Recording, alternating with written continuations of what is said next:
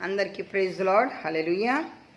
यीशु मसीह के नाम की सबको शुभकामनाएं। सुबह की प्रार्थना में प्रभु का वचन आज मत्ती सुसमाचार 8 अध्याय 14 वचन से 17 वचन तक प्रभु बात कर रहे हैं। प्रभु के लिए धन्यवाद करते हैं।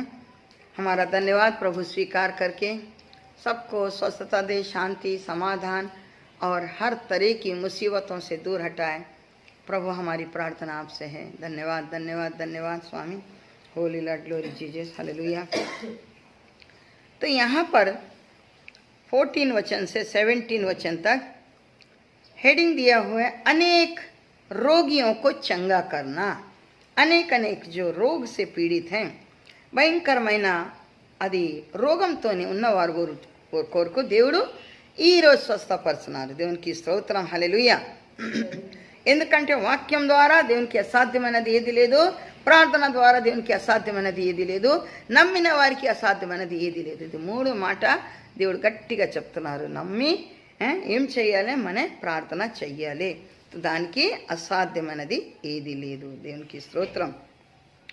ఇప్పుడు ఇక్కడ 14 वचन 14 वचन में क्या लिखा है?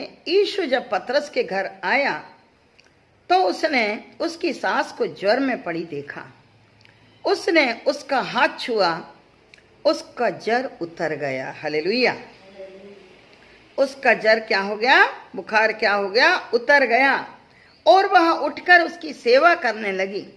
जब संध्या हुई तब उसके पास बहुत से लोगों को लाए जिनमें दुरात्माएं थीं, और उसने उन आत्माओं को अपने वचनों से निकाल दिया और सब बीमारों को चंगा किया, ताकि जो वचन यशायाह भविष्यवक्ता के द्वारा कहा गया था वह पूरा हो। उसने आप हमारी दुर्बलताओं को ले लिया और हमारी बीमारियों को उठा लिया। దేవునికి స్తోత్రం కలుగును గాక. ఇక్కడ వాక్యం ద్వారా దేవుడు చక్కటి మాట మత్తయి భక్తుడు ద్వారా రాసింది ఆ మాట.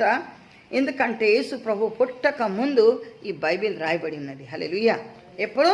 ఆయన పుట్టక ముందు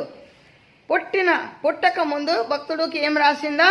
నేను పుట్టిన తర్వాత ఎక్కడ పుడుతున్నా, ఎవరి ద్వారా పుడుతున్నా, నేను ఇంకా ఎలా పుడుతున్నా, ఎన్ని రోజు వరకు నేను, ఎన్ని సంవత్సరం వరకు, ఎన్ని నెలల వరకు నేను ఏమేమి అద్భుతాల కార్యం చేస్తా, అన్ని దర్శనాల ద్వారా చూపించి దేవుడు భక్తుల ద్వారా ఏం చేసిందా? రాపించిందా. కాబట్టి ఈరోజు మనం చదువుతున్నా. ఇది రాసిన మాట ఓన్లీ స్టోరీ కాదు. అది వేరే గ్రంథం లాగే స్టోరీ వాళ్ళు సొంత ఆలోచన చేసి రాసిందంటే అటువంటి కాదు. ఇది నిజమైన